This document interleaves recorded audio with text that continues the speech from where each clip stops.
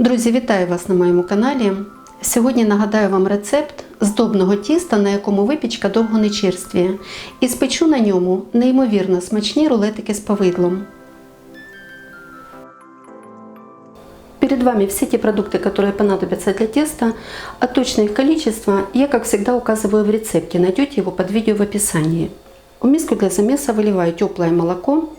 Температура 30, максимум 35 градусов. Лучше, конечно, 30. Летом сильно подогревать его не надо. Добавляю прессованные дрожжи, чайную ложку сахара. Из общего количества все это хорошо перемешиваю до его растворения. И 200 грамм муки, тоже из общего количества. Вымешиваю до однородности. Вот такая вот получается опара. Консистенция густой сметаны. Накрываю пленкой и отставляю где-то на 20-25 минут. За это время опара хорошо подойдет, а я приготовлю остальные продукты. К яйцам добавляю соль. Пол чайной ложки набираю с горкой. По весу это 4 грамма. Или наберите чайную ложку без горки. Сахар вместе с ванильным. Сливочное масло. Я его немного подогрела. Вообще все продукты для дрожжевого теста должны быть комнатной температуры. Тогда оно хорошо и быстро подходит. И столовую ложку растительного масла. Здесь 2, но одну оставляю для вымешивания теста. Все это хорошо перемешиваю. И жду, пока подойдет опара. За 25 минут вот так вот хорошо подошла опара. Выливаю сюда сдобу и перемешиваю с опарой до полного соединения. И высыпаю сюда муку. Беру меньше, чем указано в рецепте. Немного оставила. Если она мне понадобится, то, конечно, добавлю. Чтобы тесто не забивать мукой, не замесить его плотным, тогда выпечка получится пышная и вкусная.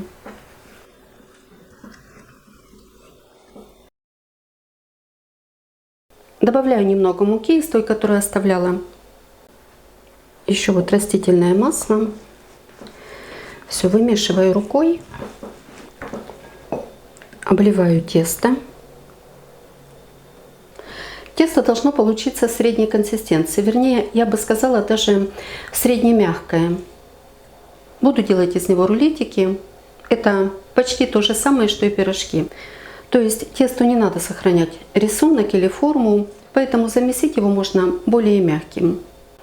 На стол высыпаю оставшуюся муку, на нее тесто.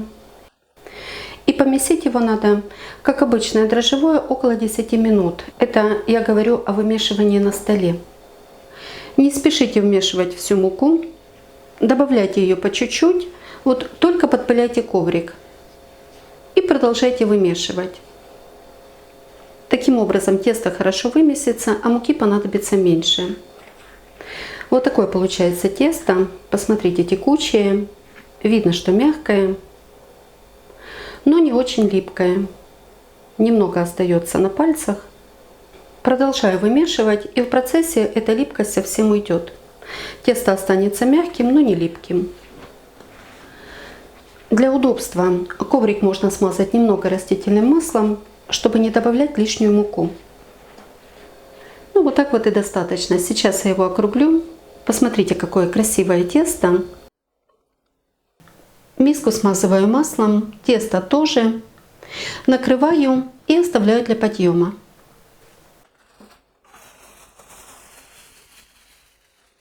За 40 минут вот так вот хорошо подошло тесто. Коврик я не смазываю маслом, тесто жирное, оно не прилипнет. Посмотрите, какое воздушное, очень мягкое, пузырится. Делаю обминку, снова подкатываю в шар, возвращаю миску, накрываю и оставляю на такое же время при комнатной температуре. Я ему не создаю особых условий. Сейчас лето, жарко, подойдет и так. Тесто снова хорошо подошло за такое же время. Коврик немного смазываю растительным маслом.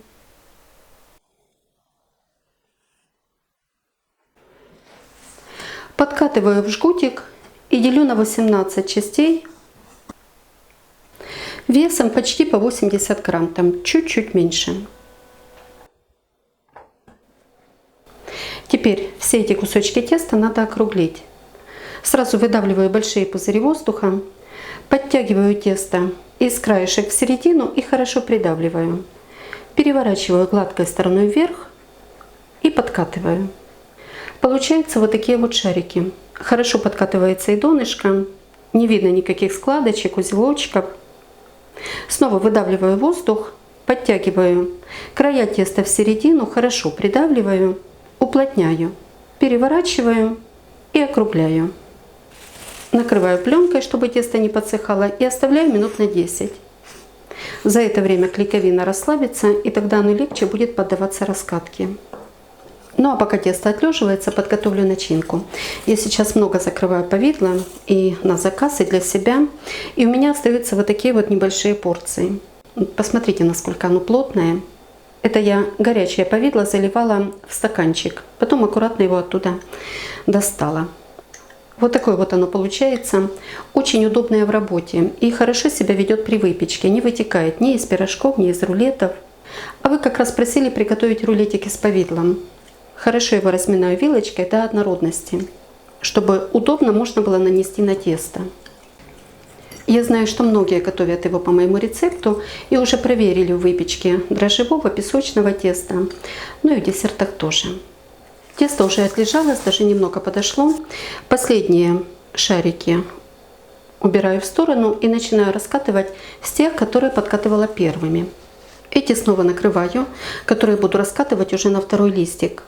А этим дам немного полежать без пленки, подсохнуть, чтобы не прилипали к скалке. Совсем чуть-чуть коврик смазываю растительным маслом и раскатываю тесто.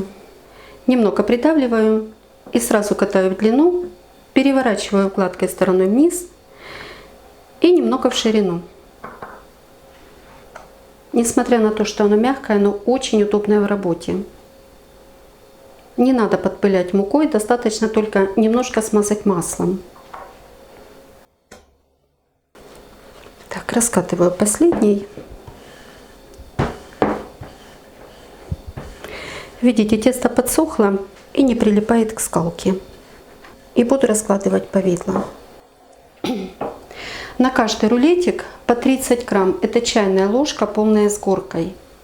Но так как ложки у всех разные, и набрать можно по-разному, поэтому лучше взвешивать.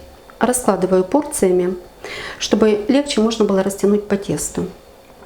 И не добавляйте повидла больше, не думайте, что чем больше, тем лучше. Вот соблюдайте это соотношение. Если много повидла, это тяжело для теста именно в форме рулетика. Оно давит на тесто, утяжеляет его. Тесто получается не такое пышное и хуже пропекается. Если хотите начинки побольше, то делайте пирожки.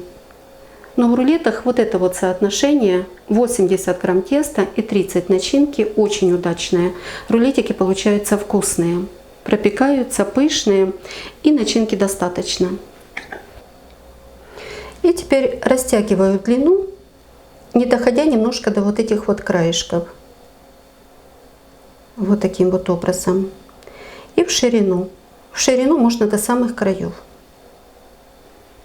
Рулетики делаются очень легко. Краешек, который ближе ко мне, растягиваю на ширину рулетика, скручиваю и защипываю шовчик. Тесто не натягиваю. Вот как оно лежит на столе, так и закатываю. Снова ближний краешек растягиваю на ширину рулета и с дальнего закручиваю. Не надо его уплотнять, иначе рулетик будет при подъеме выкручиваться, выворачиваться в одну или в другую сторону. Защипываю шовчик, пока складываю на столе, а потом переложу на листик. Это тесто первый рецепт, который я предложила на своем канале. Но здесь я его немного изменила. Уменьшила количество дрожжей, там было 50 грамм. В общем, тесто было быстрого приготовления, а здесь 30. И подходит оно в 2 раза дольше. Еще больше уменьшать дрожжи не советую, потому что в тесте все-таки достаточно сдобы. Делала много выпечки на нем. Тесто вкусное, долго не черствеет, и я решила вам о нем напомнить только уже в новом варианте. Приготовьте, очень надеюсь, что оно вам понравится. Теперь одну сторону рулетика смазываю растительным маслом.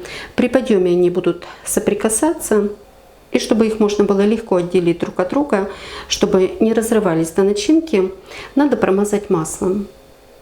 укладывайте так, чтобы смазанный бачок рулетика был рядом с несмазанным. Вот так вот разложила на расстоянии, накрываю пленкой и оставляю где-то на 25-30 минут. Рулетики должны хорошо подойти. Вот это тесто уже хорошо подошло, поэтому я снова подкатываю шарики, можно сказать, делаю ему обминку, выдавливаю углекислый газ, пусть оно подождет своей очереди, чтобы не перекисало. Снова накрываю и оставляю минут на 10. Только потом начну раскатывать и делать рулетики, чтобы они по очереди подходили и выпекались. Первый листик и второй. Рулетики буду посыпать еще штрейзелем. Так будет намного вкуснее и более ароматные они получаются.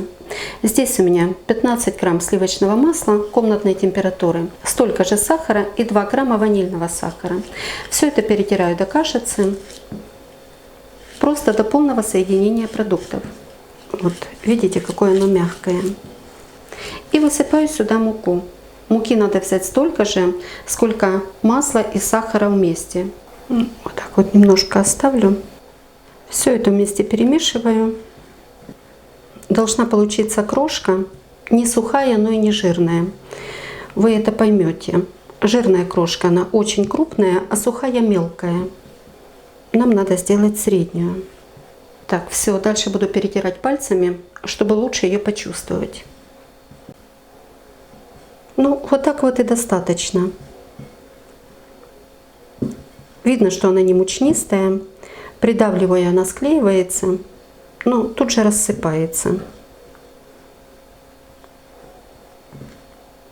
Вот такая вот должна получиться крошка. Здесь у меня было 35 грамм муки, немножко осталось. Делаю последние рулетики, и у меня уже подошел первый листик. Сейчас буду его смазывать. Перекладывая на листик, проверяйте, чтобы рулетик лежал на шовчике, чтобы при подъеме не раскручивался. Посмотрите, как подошли первые. Прошло 30 минут.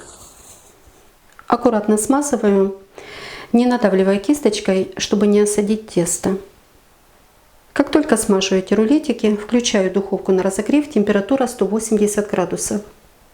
Нагревается она за 10 минут, набирает нужную температуру.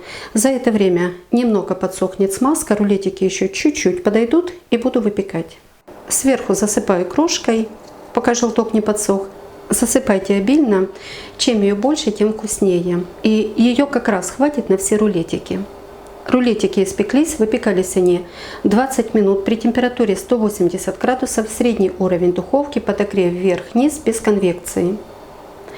На последние 5 минут поставила листик на уровень ниже, чтобы хорошо подпеклось донышко.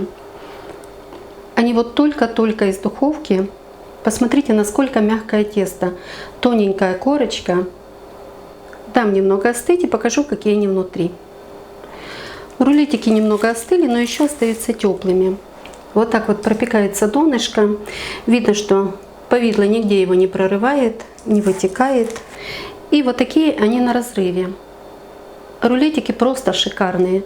Видно, что тесто воздушное. Посмотрите, повидло все остается внутри.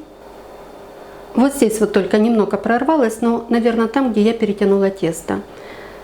Вот этот рулетик даже немного деформирован. Поэтому закручивайте слабенько, не натягивайте тесто. И все получится просто замечательно. Они очень мягкие, просто воздушные. Вот такое вот пышное тесто. Повидло достаточно. Мне кажется, это даже вкуснее, чем пирожок. Тесто прослаивается повидлом. Вкус еще дополняет штрейзель, кондитерская крошка. Получается очень ароматно и вкусно. Готовьте с удовольствием, радуйте своих любимых такими вкусными домашніми рулетиками і приємного вам чаєпітія. Ну, якщо вам подобаються мої рецепти, діліться ними з друзями, підписуйтесь на канал, залишайте коментарі. Щиро дякую за вподобайки. А спонсорам мого каналу за підтримку та допомогу.